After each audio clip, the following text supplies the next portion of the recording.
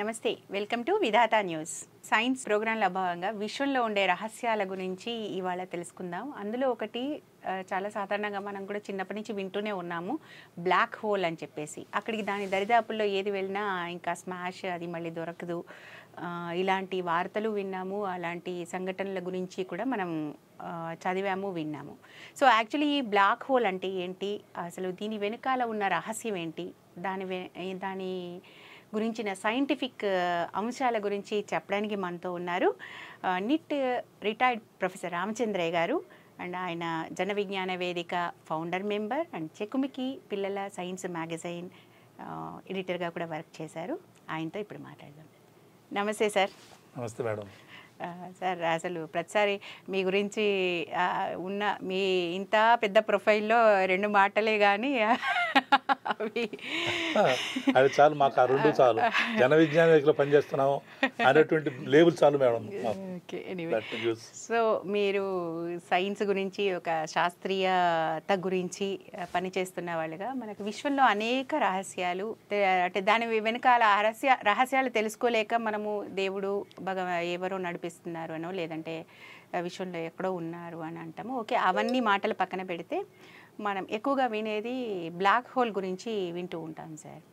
యాక్చువల్గా ఈ black hole అంటే ఏంటి, అంటే నల్లరంధ్రం అనాలా దాన్ని, ఏం జరుగుతుంది అక్కడ, ఎందుకు దాన్ని బ్లాక్ హోల్ అంటాం, దాని గురించి కాస్త చెప్పండి సార్. Thanks madam. ఇప్పుడు దాన్ని బ్లాక్ హోల్ని తెలుగులో కృష్ణ బిలాలు అంటారు. అంటే కృష్ణుడు నీలమేఘ శ్యాముడు కాబట్టి ఆయన నీలం కంటే, నీలం అంటే యాక్చువల్ బ్లూ, కానీ నలుపు కూడా, కృష్ణ అంటే నలుపు, కృష్ణపక్షము, శుక్లపక్షం, శుక్లం అంటే తెలుపు, కృష్ణ అంటే నలుపు. కాబట్టి ఈ waning period of lunar phases ని మనం కృష్ణపక్షం ఉంటాం. దాన్నే నేను ఇంకా వ్యవహారికలో నల్లరంధ్రం అదే బెటర్, నల్లగుంట అనొచ్చు, అదే వాళ్ళు కూడా ఉన్నది. కాబట్టి నల్లగుంట లేదా నల్ల బిలము, కృష్ణ బిలము, బ్లాక్ హోల్, ఇవన్నీ కూడా పర్యాయ పదాలుగా మనం వాడుకోవచ్చండి. నలుపు ఎందుకున్నారంటే, మనకు సప్తవర్ణాలు, మనకు కనిపించేటువంటి సప్తవర్ణాలు ఉన్నాయి, విబ్జారు అంటుంటాం కదా. వర్ణాలంటే అవే కాదు, అంటే వర్ణాలంటే కాంతి యొక్క తరంగదైర్ఘ్యాలు, లేదా దానికి విలోమంగా ఫ్రీక్వెన్సీస్, పౌనఃపున్యం అంటుంటారు. ఆ పౌనఃపున్యాల యొక్క రేంజ్ని బట్టి ఒక్కొక్క వర్ణం అంటుంటారు. ఎరుపు అనుకోండి, దానికి దాదాపు 750 నానోమీటర్ల నుంచి దాదాపు 650 నానోమీటర్ల వరకు. నానోమీటర్ అంటే మీటర్లో కోటో వంతు, 10 కోట్ల వంతు, 10⁻⁻⁹ -9 అంటారు. 10⁻⁹ అంటే 100 కోట్ల ముక్కలు చేసినట్టయితే ఒక మీటర్ని, ఆ చిన్న ముక్క యొక్క విడితి లెంగ్త్ 1 నానోమీటర్. అటువంటివి 750 నానోమీటర్ల నుంచి 650 వరకు ఉండేటువంటిది మన కంటికి ఎరుపు రంగులో కనిపిస్తుంది. 650 నుంచి 600 అట్లా ఉండేది మన కంటికి కాషాయ వర్ణంలాగా కనిపిస్తుంది. ఇలా రకరకాల రంగులకి రకరకాల ఫ్రీక్వెన్సీ రేంజెస్ ఉన్నాయండి. మనము 400 నానోమీటర్ల కంటే కింద తక్కువ తరంగదైర్ఘ్యం ఉన్నటువంటి దాన్ని చూడలేం, ఎందుకంటే అది అల్ట్రా వైలెట్ లైట్ అంటారు, అతి నీలలోహిత కాంతులు అంటారు. అలాగే 800 నానోమీటర్ల కంటే పైన పొడవు ఉన్నటువంటి తరంగదైర్ఘ్యాలుగా ఉన్నటువంటి వాటిని, అంటే ఎరుపు కంటే ఎక్కువ తరంగదైర్ఘ్యం ఉన్నటువంటి వాటిని కూడా మనం చూడలేం. దాన్ని ఇన్ఫ్రారెడ్ లేకపోతే పరారుణ కాంతి అంటుంటారు. ఇలా మన సెల్ ఫోన్స్ పనిచేసేది కూడా పరారుణ కాంతి కంటే ఇంకా ఎక్కువ వేవ్ లెంగ్త్ లేదా తక్కువ ఫ్రీక్వెన్సీ ఉన్నటువంటి ఉంటాయి అన్నట్టు. వాటిని సూక్ష్మ తరంగాలు లేదా మైక్రోవేవ్స్ అంటుంటారు. అందుకనే అది రేడియేషన్ ఎక్కువ. రేడియేషన్ తరంగదైర్ఘ్యం ఎంత ఎక్కువ ఉంటే అంత తక్కువ ప్రమాదం. తరంగదైర్ఘ్యం తక్కువ ఉంటే ఎక్కువ ప్రమాదం, తరంగదైర్ఘ్యం తక్కువ ఉంటే ఫ్రీక్వెన్సీ ఎక్కువ. Ultraviolet radiation is more dangerous than infrared or microwave or radio waves. మీరు ఈ అల్ట్రావైలెట్ కంటే ఇంకా ఎక్కువ శక్తి, తక్కువ తరంగదైర్ఘ్యము, ఎక్కువ పౌనఃపున్యం ఉన్నటువంటిది ఎక్స్రేస్. అందుకని ఎక్స్రేస్ ఎంత గొప్పవి అంటే, మన చర్మం గుండా కూడా దూసుకుపోతాయి కదండి, మొక్కలో తీసుకుపోలేవు. అందుకనే డాక్టర్లు ఎక్స్రే ఫిల్మ్ తీస్తారు. ఈ ఎంత ఎందుకు చెప్తున్నానంటే, మనకు కనిపించేటువంటి వర్ణాల్లో తెలుపు నలుపు అంటుంటాం, బ్లాక్ అండ్ వైట్ అంటుంటాము, లేకపోతే రంగుల బొమ్మలు అంటుంటాము. ఈ బ్లాక్ అంటే అర్థం ఏంటండి, మన వస్తువులు ఎలా చూస్తున్నాం అసలు, ఇప్పుడు మీరు నాకు కనిపిస్తున్నారంటే ఇక్కడ ఉన్నటువంటి స్టూడియోలో మీ వాళ్ళు వేసినటువంటి లైట్లు మీ మీద పడ్డప్పుడు రకరకాల భాగాలు, శారీరక భాగాలు ఉన్నాయి కాబట్టి ఆ శారీరక భాగాలు రకరకాల పరావర్తన లక్షణాలు కలిగి ఉంటాయి. కొంత స్వాహా చేస్తాయి, కొంత వదిలేస్తుంటాయి. దాన్ని బట్టి మనకు రంగులు కనిపిస్తుంటాయి. ఒక చెట్టు ఉంది, ఆకులు ఉన్నాయి, ఆకు మనకు ఆకుపచ్చ రంగులు కనిపిస్తుంది. ఎందుకని? దాని మీద పడ్డటువంటి మామూలుగా ఈ తెలుపు కాంతిలోంచి మొత్తం స్వాహా చేస్తుందండి. అందులో ఉన్నటువంటి పత్రం, అందులో పత్రహరితం అనేది ఒకటి ఉంటుంది, క్లోరోఫిల్. అది మొత్తం స్వాహా చేసి, ముఖ్యంగా ఎరుపును స్వాహా చేసి గ్రీన్ మాకు వద్దు అంటుంది అది. అందుకని గ్రీన్ లైట్ మనకు పరావర్తనం చెందడం వల్ల మనకు ఆకులు పచ్చగా కనిపిస్తున్నాయి. మిగతా కలర్స్ అన్ని తీసేసుకొని గ్రీన్ ని మాత్రం బయటకు పంపిస్తుంది కాబట్టి గ్రీన్ కనిపిస్తుంది. అలాగే రక్తం పడింది అనుకోండి, రక్తం మనకు ఎర్ర కనిపిస్తుంది. ఎందుకంటే అది మనం చూసేటువంటి కాంతిలో అన్ని కాంతులు తీసుకొని అక్కడ హిమోగ్లోబిన్ అనేటువంటి ఒక ద్రవ్యము తీసుకొని రెడ్ను మాత్రం వదిలేస్తుంది. అది వద్దు నాకు అంటుంది. అందువల్ల మనకు రక్తం ఎరుపులో కనిపిస్తుంది. అసలు పడ్డ కాంతి మొత్తాన్ని తీసుకుంది అనుకోండి, ఒకటి ఏదైనా ఒక పదార్థం చల్లగా అదే నలుపు. మొత్తం తీసేసుకుంటే అది మింగేసింది, ఇంకా ఏం వదలలే. నేను ఎవరిపోయింది, మొత్తం స్వాహా చేసింది. బయటికి రావడానికి ఏ కాంతి లేదు. బయటికి రావడానికి ఏ కాంతి లేనప్పుడు మీకు ఇట్లా నల్లగా కనిపిస్తుంది. తర్వాత పడ్డ కాంతి అంతా పంపించనుకోండి తెలుపు. సో ఎంటైర్ కలర్ అన్ని పడింది, పెట్టామండి, అదో తీసుకోమా కాంతి, నీకు విబ్జిఆర్లో సప్తవర్ణాలు నీకు ఇచ్చేసాను, ఇవి తీసుకుంటామని. నాకు ఈ 7 అక్కడ నచ్చలేదు, నాకు అస్సలు నచ్చలేదు అనేది తోసేసి అనుకోండి, ఆ కాంతి అంతా వచ్చేస్తుంది మనకు. ఓకే, అంటే మనం వైట్ డ్రెస్ వేసుకున్నప్పుడు ఆ వైట్ ఏదైతే క్లాత్ ఉంటుందో అది మొత్తం క్లాత్ లో ఉన్నటువంటి మెటీరియల్ ఎంటైర్ విబ్జిఆర్ ని అది పరావర్తనం చేసేసింది. ఓకే, అందుకని మనకు వైట్ గా కనిపిస్తుంది. పరావర్తనం కూడా యాక్చువల్ చెప్పాలంటే దాన్ని ప్రక్షిప్తం చేసింది అంటారు, అంటే స్కాటర్ చేసేసింది, తీసుకొని మళ్ళా దాన్ని చలాచదురుగా పారేసేసింది.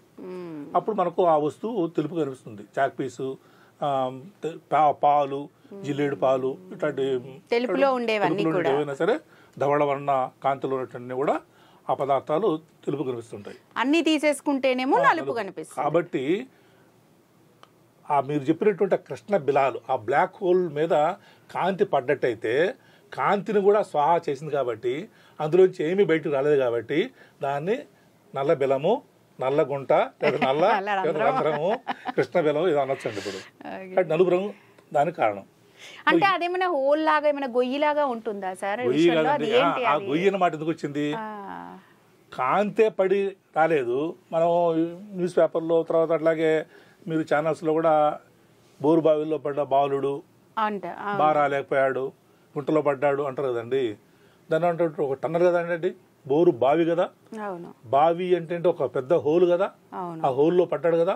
కాబట్టి ఆ హోల్లో పడ్డింది రాదు బయటికి అన్నట్టు మీనింగ్లో ఉన్నదానికి హోలు. కాంతి పడితే కాంతి కూడా బయటకు రాదు కాబట్టి బ్లాక్. ఏం పడితే రాదు?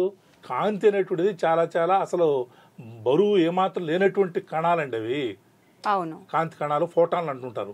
మిగతా వాటికంటే ఎంతో కొంత బరువు ఉంటుంది, ఎలక్ట్రాన్ కూడా బరువు ఉంది. అవును, మిగతా చాలా చాలా ఉండాలండి, ప్రాథమిక కణాలు అంటుంటారు, వాటికంటే ఎంతో కొంత బరువు ఉంటుంది. బరువు లేనటువంటిదే లోపలికి పోతే బయటకు రాలేదంటే బరువు ఉన్నది అసలు బయటకు రాదు. కాబట్టి బరువు ఉన్నది లోపలికి పోతే బయటకు రాలేదు కాబట్టి బిలం అంటే ఒక చిన్న హోలు, ఒక గుహ, ఒక పెద్ద బావి లాంటిది, ఒక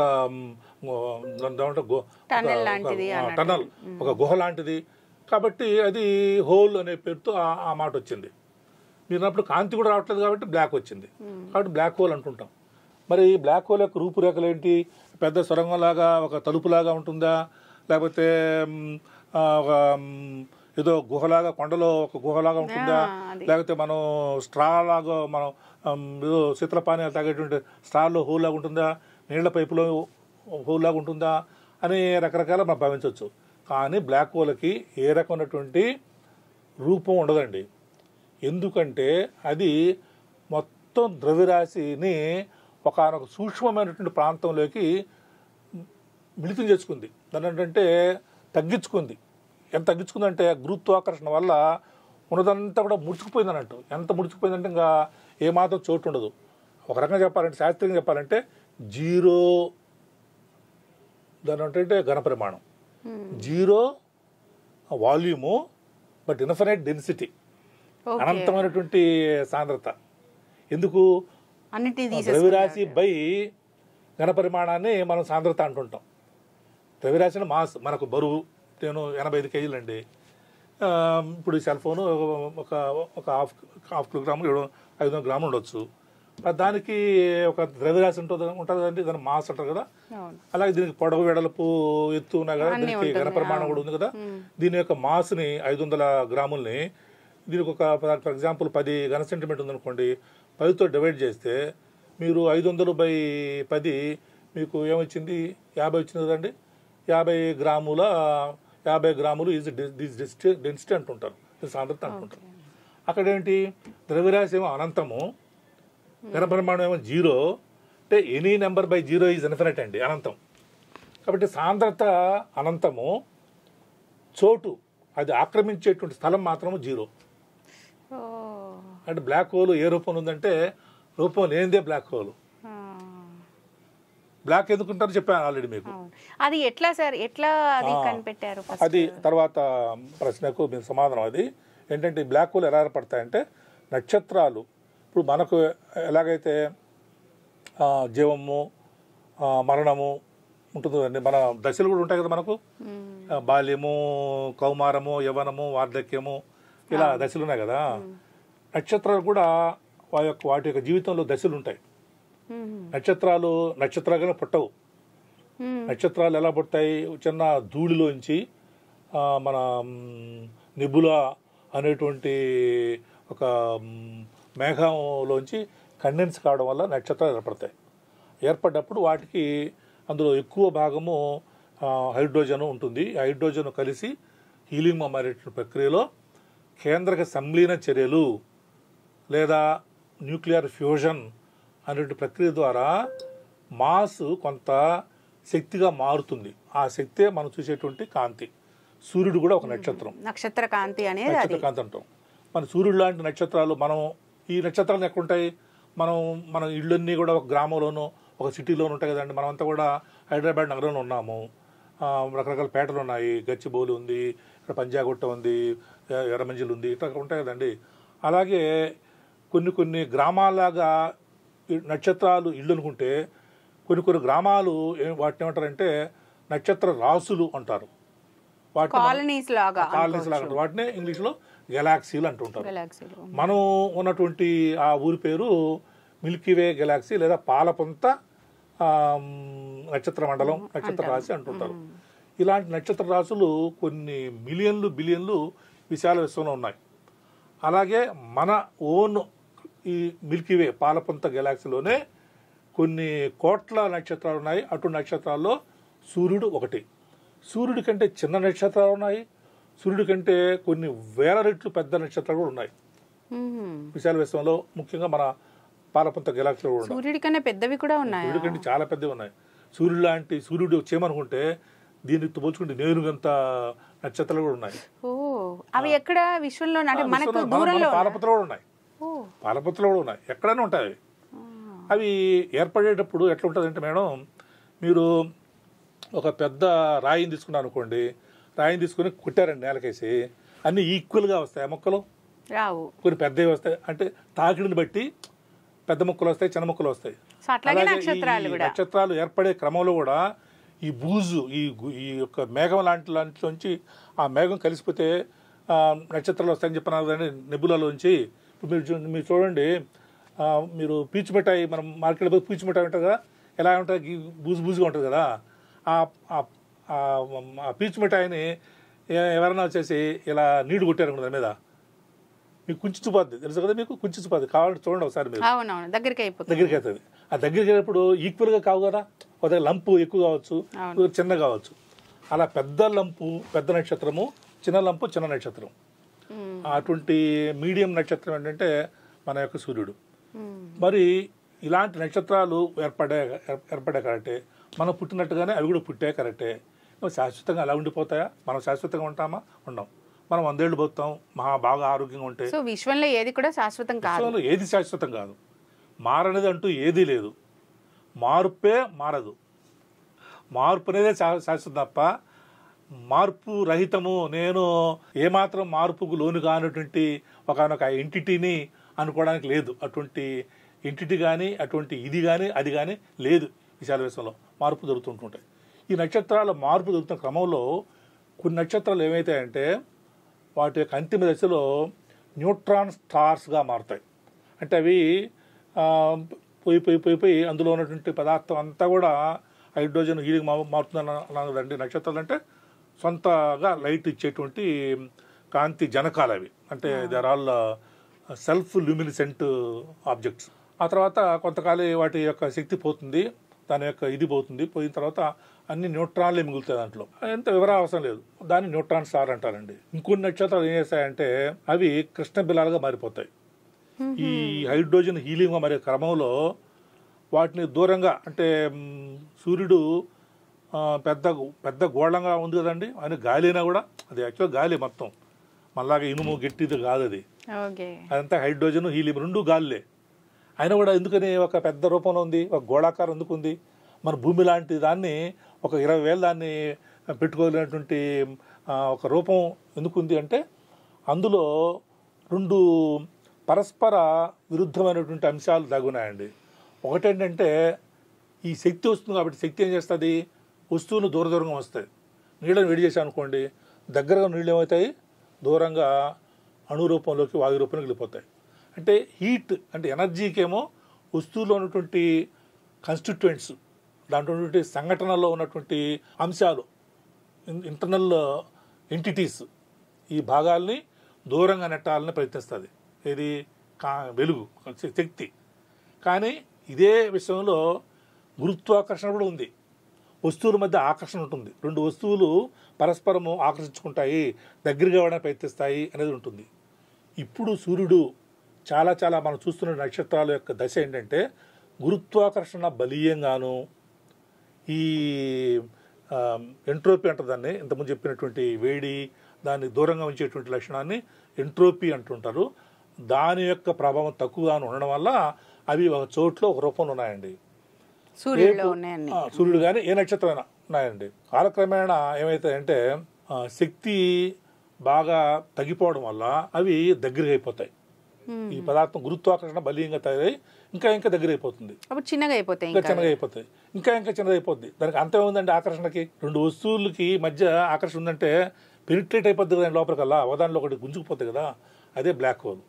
అలా బ్లాక్ హోల్ రావాలంటే ఎంత మాస్ ఉండాలి అంటే ఇక్కడ ఒక్కొక్క నక్షత్రం ఒక్కో బ్లాక్ హోల్ గా అవుతుందా? అందుకని చెప్పింది కొన్ని నక్షత్రాలు న్యూట్రాన్ స్టార్స్ గా అవుతుంటుంటాయి, కొన్ని నక్షత్రాలు పల్సార్స్ అంటారు, పల్సేటింగ్ స్టార్స్ ని పల్సార్స్ అంటారు, అవి ఆ రూపంలో కొనిపోతుంటాయి. ఇంకొన్ని ఏంటంటే ఇలా కృష్ణబిలాలుగా మారిపోతాయి.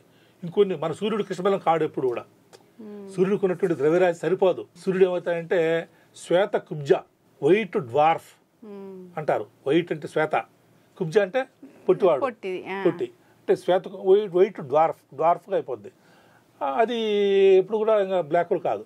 ఇలా ఎన్నో రకాలైన నక్షత్రాలు వాటి యొక్క నిర్మాణాన్ని బట్టి, వాటికి ఉన్నటువంటి ద్రవ్యరాశిని బట్టి, వాటిలో ఉన్నటువంటి సంఘటనను బట్టి రకరకాల రూపురేఖలకి అంతిమ దశలు చేరుకుంటాయి. కొన్ని నక్షత్రాలు బ్లాక్ హోల్స్ అవుతాయి. ఈ వివరణ ఎవరిచ్చారంటే మనం గర్వపడాల్సినటువంటి గొప్ప శాస్త్రవేత్త, భారత సంతతికి చెందినటువంటి గొప్ప శాస్త్రవేత్త, నోబెల్ బహుమతి ఫిజిక్స్లో సాధించిన గొప్ప శాస్త్రవేత్త మీకు సుబ్రహ్మణ్యం చంద్రశేఖరన్, మన సివిరామన్ యొక్క బంధువు ఆయన. ఆ సుబ్రహ్మణ్యం చంద్రశేఖరన్ నా మాట చెప్పారు, ఎటువంటి నక్షత్రాలు బ్లాక్ హోల్స్ మారిపోతాయి అంటే సుమారుగా మన సూర్యుడి కంటే 2.5 రెట్లు ఎక్కువ బరువు ఉన్నటువంటి నక్షత్రాలు బ్లాక్ హోల్స్ అవుతాయి. అంతకంటే ఎక్కువ ఉంటే బ్లాక్ హోల్స్ కావు, అంతకంటే తక్కువ ఉన్నా కూడా బ్లాక్ హోల్స్ కావు. ఈ లిమిట్ కదా, నువ్వు పోతే ఈ స్పీడ్లో పో. ఇప్పుడు అవుటింగ్ రోడ్ పోయారనుకోండి, నేను మీ 80 పెట్టారు కదండి, నేను మెల్లగా 10 పోతానంటే ఒప్పుకోడు. అంటే మీరు వేరే వాళ్ళకి ఆటంకం ఉన్నారు కాబట్టి ఆ రకంగా తక్కువ పడడం లేదంటాడు. నేను నాకు 80 ఇచ్చారు కదా, 90 పోతాడు ఒప్పుకోడు, మళ్ళీ మీకు చలానా పడుతుంది కదా. అంటే అర్థం ఏంటి, 80కి అటు ఇటుగా ఉండాలని అర్థం. తక్కువ ఉన్న తప్పే, ఎక్కువ కూడా తప్పే. అంటే అర్థం ఏంటి, ఒక లిమిట్ ఇచ్చాడు కదండి. దీన్నే ఏ నక్షత్రాలు బ్లాక్ హోల్స్ మారుతాయి అనేటువంటి ఒక అవధిని చంద్రశేఖర అవతి అంటారు. ఆయన చెప్పారు కాబట్టి చంద్రశేఖర్ లిమిట్ అంటారు. సో చంద్రశేఖర్ లిమిట్ను అందుకున్నటువంటి నక్షత్రాలు బ్లాక్ హోల్స్గా మారుతాయి. అది బ్లాక్ హోల్స్. ఇప్పుడు ఈ బ్లాక్ హోల్స్ ఏమన్నా మనకి హామ్ చేస్తాయా? అంటే విశ్వం పైన వీటి ప్రభావం ఎలా ఉంటుంది? ఇప్పుడు సూర్యుడు లాంటి నక్షత్రాలు మనకు వెలుగునిస్తున్నాయి, అట్లా రకరకాల వేడిగా ఉండడము, లేకపోతే మనకు రెగ్యులర్గా కిరణజన్య సంయోగక్రియ జరగడం, అట్లాంటి అనేక విషయాలు మనకు సూర్యుని గురించి తెలుసు. మరి ఇలా బ్లాక్ హోల్గా మారిన నక్షత్రాలు ఏవైతే ఉంటాయో అవి విశ్వం మీద కానీ మన భూమి మీద కానీ ఎలాంటి ప్రభావాన్ని అయినా చూపిస్తాయా? వాటి వల్ల హామ్ కానీ, అంటే నష్టం కానీ లాభం కానీ ఏమైనా ఉంటుందా? జస్ట్ లైక్ దట్ ఉంటాయా? బ్లాక్ హోల్స్ ఎక్కడో ఉన్నాయండి. మన పాలపొంత గెలాక్సీలో సెంటర్లో మాత్రమే ఉంది బ్లాక్ హోల్. ఆ సెంటర్ మనకు ఎంత దూరం అంటే అక్కడ చేరుకోవడానికి మీరు కాంతి వేగంతో వెళితే మీకు 10 లక్షల సంవత్సరాలు పడుతుంది. అంటే మీరు కాంతి వేగం అంటే సెకండ్కే మీరు ఎంత 3×10⁸ మీటర్స్ అంటే 3 లక్షల కిలోమీటర్లు సెకండ్కి 3 లక్షల కిలోమీటర్ల వేగంతో వెళితేనే మీకు దాదాపు 10 లక్షల సంవత్సరాలు పడుతుంది అక్కడ పోవడానికి. అది బ్లాక్ హోల్. కానీ ఇట్లా బ్లాక్ హోల్ ప్రతి గెలాక్సీలో ఉంటాయి, అక్కడక్కడ ఉండొచ్చు. కొన్ని గెలాక్సీలే మిలియన్స్ కొద్ది ఉన్నాయి కాబట్టి అలాంటి బ్లాక్ హోల్ ఉంటుంది ఎక్కడో ఉంటుంది, మనమేం ఎక్కడున్నాము. ఆ బ్లాక్ హోల్ వచ్చేసి మనం చెప్పించినా మనకి ఏం చేసినా కూడా మనకేం కాదు. ఈ మధ్య ఏదో మీడియాలో కూడా ఏదో వింటున్నాము మాట, ఏదో బ్లాక్ హోల్ 200 సంవత్సరాల్లో భూమికి దగ్గరికి వస్తూ ఉంది, మింగేస్తుంది అని. బ్లాక్ హోల్ ఇది మన పక్షిలాగా ఎగిరేది కాదండి, అది విశ్వంలో ఒక అంతర్భాగం. విశ్వం యొక్క గమనాల్లో అది కూడా ఒక గమనం.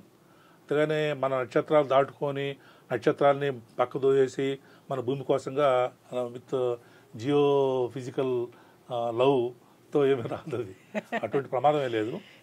బ్లాక్ హోల్స్ అనేటువంటి ఒకనొక ఈ విశ్వంలో ఉన్నటువంటి కొన్ని విశ్వ భాగాలు అంతే ఉన్నాయి, అంతేగాని వాటి ప్రభావము ఏ రకంగా కూడా ఉండదు. అయితే అందులోంచి ఏ కాంతి వెళుతుంది కానీ ఏమి రాదు. బిలం అంటే పోతుంది కానీ ఓన్లీ ఇన్సైడ్ కానీ ఓన్లీ ఇన్పుట్ కానీ అవుట్పుట్ లేదు, ఓన్లీ లోపల పోవడం కానీ బయట రావడం లేదు అని చెప్పేసి చాలామంది శాస్త్రవేత్తలు, ఐన్స్టీన్ కూడా చెప్పారు. సాపేక్ష సిద్ధాంతంలో, థియరీ ఆఫ్ రిలేటివిటీలో చాలామంది అదే రకంగా, ఈవెన్ చంద్రశేఖర్ సుబ్రహ్మణ్యం కూడా ఆ మాట చెప్పారు. కానీ మన హాకింగ్ అనేటువంటి శాస్త్రవేత్త తెలుసు కదా మీకు, ఈ మధ్యనే చనిపోయారు.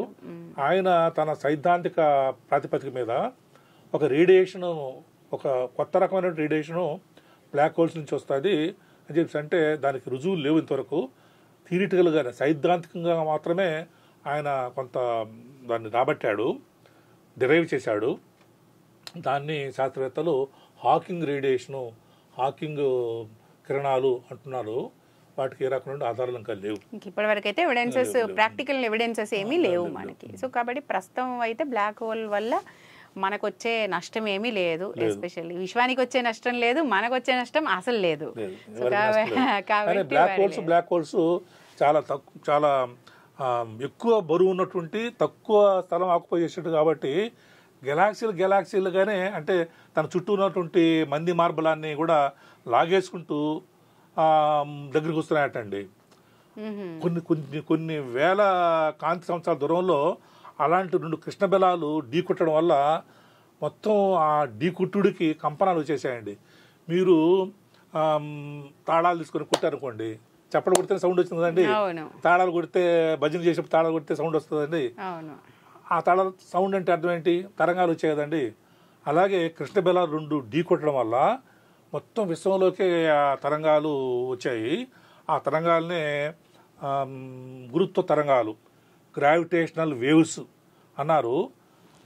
అది కూడా సైద్ధాంతంగా చెప్పారండి. చెప్పితే అవి నిజంగా ఉన్నాయో తెలుసుకోవడం కోసంగా ఆ మధ్య ప్రయోగం చేశారు. చేస్తే లిగో అని laser interferometric observatory, gravitational observatory, LIGO అంటే LIGO గల లేజర్ ఇంటర్ఫెరోమెట్రిక్ గ్రావిటేషనల్ అబ్జర్వేటరీ అని అమెరికాలో చేస్తే దానికి రుజువులు దొరికాయి.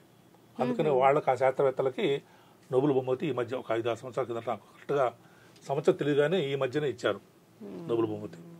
అంటే గ్రావిటేషన్ అంటే కృష్ణ బెలాలు కూడా ఆకర్షించుకుంటాయి. కృష్ణబిలాలు మధ్య ఆకర్షణ ఉంటుంది కానీ మిగతా ఎంటిటీస్ అది ఇక్కడ జరగలేదు, మనకు అందుబాటులో ఏం కాదు. కానీ కొన్ని లక్షల కాంతి సంవత్సరాల దూరంలో జరిగితే ఆ కంపనాలు మనకు కూడా వచ్చాయి అన్నట్టు. ఎక్కడన్నా పక్కన భూకంపం జరిగింది అనుకోండి, భూకంపం ఏర్పడితే భూకంపం దగ్గరే జరగదు కదా. ఫర్ ఎగ్జాంపుల్ సునామీ వచ్చింది ఆ మధ్య, తమిళనాడు తీరమంతా కూడా మెడ్రాస్లో చాలా చాలా నష్టం జరిగింది. కానీ సునామీ వచ్చింది మెడ్రాస్లో కాదు, ఎక్కడ ఆల్మోస్ట్ అక్కడెక్కడో జపాన్ దగ్గర, ఇండోనేషియా అక్కడ జరిగింది. మరి అక్కడ జరిగినటువంటి కంపనాలు ఇద్దరు వచ్చాయి కదండి. కాబట్టి అలాగే ఆ కృష్ణబిలాలు కొన్ని లక్షల కాంతి సంవత్సరాల దూరంలో ఉన్నా కూడా వాటి వల్ల ఏర్పడినటువంటి గుర్తు తరంగాలు మనల్ని చేరుకోవడం వల్ల భూమి కూడా కొంత కదిలింది. ఆ భూమి యొక్క కదలికల్ని ఈ లిగో కనిపెట్టింది. ఓకే ఓకే ఎనీవే, సో మొత్తానికి అంతవరకే కానీ ఇంకా పూర్తిగా మనకి ఏదో జరిగిపోతుంది, భూమి మాయమైపోతుంది అని భయపడాల్సిన అవసరం అయితే లేదంటారు. Okay anyway, thank you sir, thank you so much. నమస్తే.